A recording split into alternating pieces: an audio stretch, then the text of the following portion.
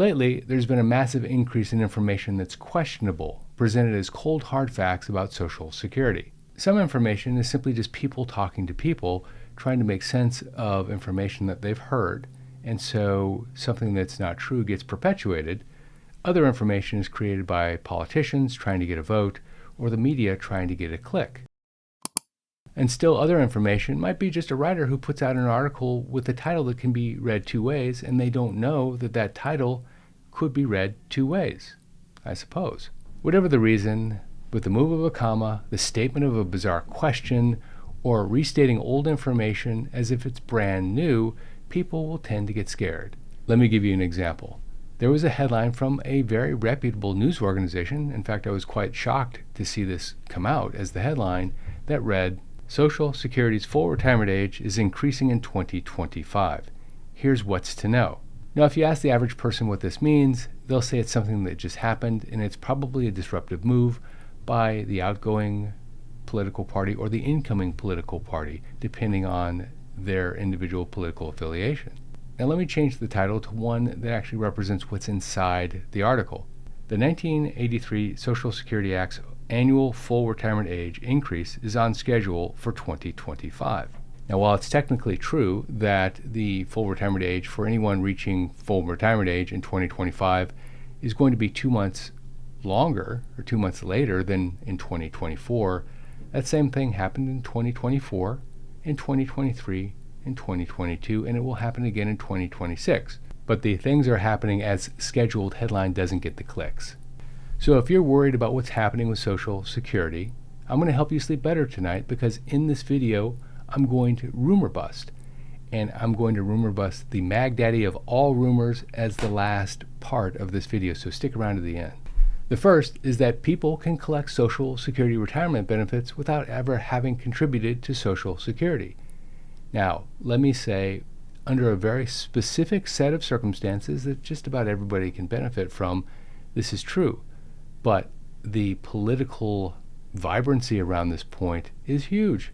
Here's where it's true. The spousal benefit. And a lot of spouses collect the spousal benefit without ever having worked.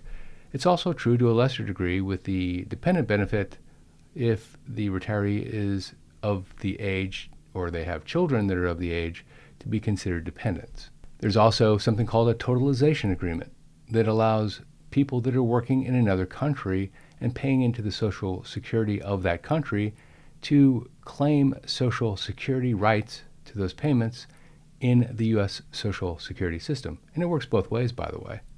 But to be super clear, this number isn't in the tens of millions. It's not even in the millions. As of 2022, there were 223,000 people that were in some form or another receiving Social Security in part or in whole because of totalization. And while the SSA doesn't put out the information, my guess is the individuals that are receiving Social Security because of this are American expats who worked abroad and paid into another country's Social Security system, at least a large portion of them. That's 224,000 out of 54.3 million people who qualify for Social Security retirement benefits. Where it doesn't apply is someone who's moved here legally or otherwise, who's never contributed to the Social Security system, and who has not met the requirements, of course, to claim Social Security, which includes 10 years of contribution or more to the Social Security program. And there is a specific, very specific earnings formula that determines how much the Social Security payment is going to be. That formula is based on an amount that's reported to the Social Security Administration with the individual's name, and I would imagine also cross-checked with the IRS. So there's no situation where someone who's paid cash for their work can claim Social Security based on that cash payment. And the size of the Social Security payment is directly related to the amount of income that has been reported to the SSA and the IRS, of course. And in the situation where someone is paid cash and that cash payment is not reported to the government and taxed, that won't apply to a Social Security payment. If you'd like a good way to incorporate Social Security into your overall financial plan, check out Bolden, who's kindly sponsoring this video. Bolden is the financial planning software that I use. With Bolden, you can create different what-if scenarios, see your odds of success at hitting your financial goals, and make adjustments accordingly and most importantly, incorporate Social Security into your overall plan. You can also try Bolden free for 2 weeks. Just use our link go.bolden.com/Schmidt and you will be taken to Bolden instantly. The next myth is that you don't need to save for retirement because Social Security will take care of everything. The fact is, most recipients of Social Security claim Social Security and receive about 40% of their income overall from their Social Security retirement benefits. The other 60% comes from things like savings and pensions and 401ks and other retirement vehicles.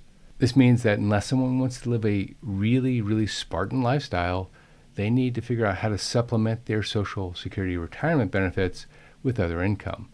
Now, if you were to go back historically and look at the ratio, it was closer to 50 to 60% of someone's retirement income. This was in the 1950s and 60s. Inflation kicked in the 70s and 80s, and again, most recently. And because of that, there's a mismatch, and now it's down to about 40%. Also, people live longer now than they did back then, and they spend more on things now than they did back then. The next is that the spouse always receives 50% of the primary insured's benefits. Let me start off by saying that 50% is the maximum that the spouse can receive. They can't get any more, and they often get quite a bit less. Here's why. If you're the primary insured, you can get as little as 70% of your full Social Security payment or as much as 124% of your full Social Security payment, depending on when you claim. If you claim at age 62, you're down to 70%, approximately 70%. If you wait until age 70, you're at 124%, and full retirement age, you get 100%. The same holds true for the spouse. If you're a spouse and you claim Social Security early, say age 62, instead of getting 50% of the primary insured's benefit, you get 32.5%.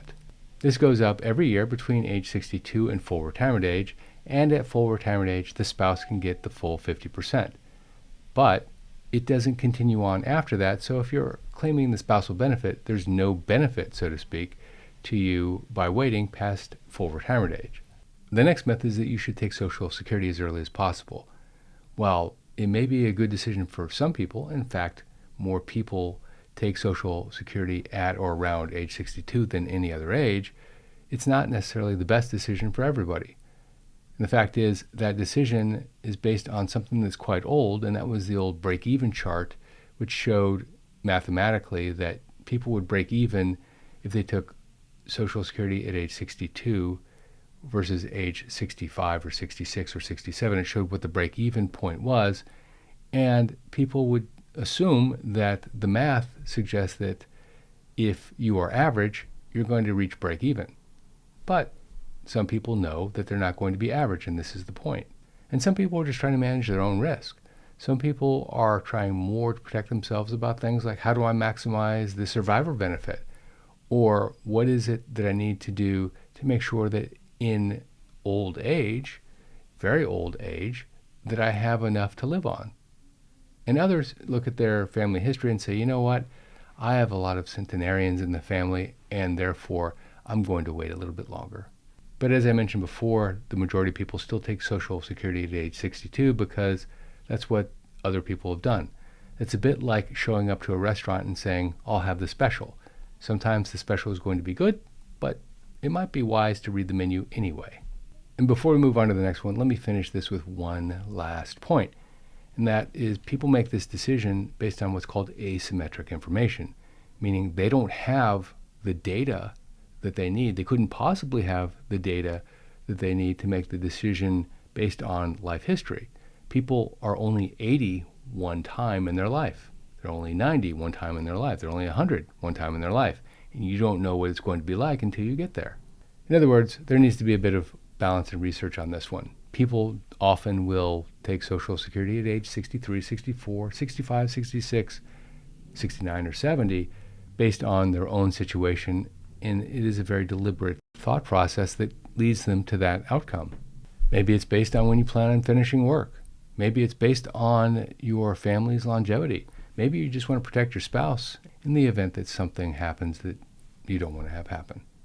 By the way, if you're watching this video before February 28th, 2025, and you haven't done so already, make sure you go to my website to download a copy of your free Social Security Quick Guide. It's one page, it's packed with Social Security information, and it's absolutely free. It's my free gift to you. You can get it at holyschmidt.com/quick guide.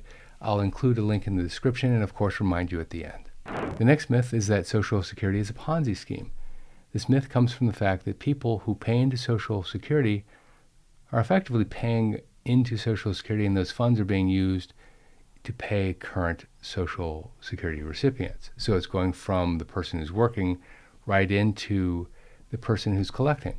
Similar to how, say, Bernie Madoff, for those of you who know who he is, used depositors, people who were newly involved in his hedge fund, to fund the cash outs of those that have been in the fund for a while.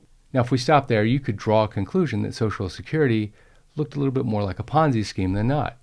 But there's a huge difference. The first is that Social Security has full transparency, and they're operating the same principles that they operated from the very beginning. In the Madoff situation, the numbers were fictitious, the returns were fictitious. They thought their money was sitting in an account ready to be taken and withdrawn when their contract period was up, because they usually have a lockup period. But there was no suggestion whatsoever that Madoff was using the funds from those people that were depositing to pay those that were redeeming. Here, the entire premise is that the government is completely transparent, which they are. The decline is based on a declining number of people entering the workforce, which means that you have less people paying into the trust, and people are living longer. Next, with the Ponzi scheme, someone is enriched along the way that people don't know about until things have gone horribly wrong. That's certainly not the case here. I'm not sure how much Bernie Madoff or Charles Ponzi, the creator of the Ponzi scheme, actually took out, but they were the primary beneficiary. Finally, the way that all Ponzi schemes fail is that the money stops coming in. Sometimes it takes years, sometimes it takes decades, but with no transparency and things happening in the market, or even just a suspicion that something's going wrong, people stop making deposits, and that's when the whole thing falls apart. The fact is, the government will continue to tax to fund Social Security. I'm not sure if that makes you sleep better at night or not, but it has the ability to just levy tax to continue the Social Security payment. It also has the ability to make minor adjustments. Here's an interesting stat for those that really care. In 1983, the Social Security Trust was pretty close to zero. In fact, it had $24 billion in the trust, and the trust was paying out $171 billion per year. So this was the low point. In 1983, they did a few things to make sure that the trust could continue to survive. One was that they increased FICA from 5.4%. Today it's 6.2%, for example. They also increased full retirement age from the then 65 years old all the way up to 67, at least in 2026. All of that happened decades later, by the way, so it didn't affect current retirees, at least the full retirement age. The FICA payment did. Those that were still working and approaching retirement had to pay a higher FICA payment.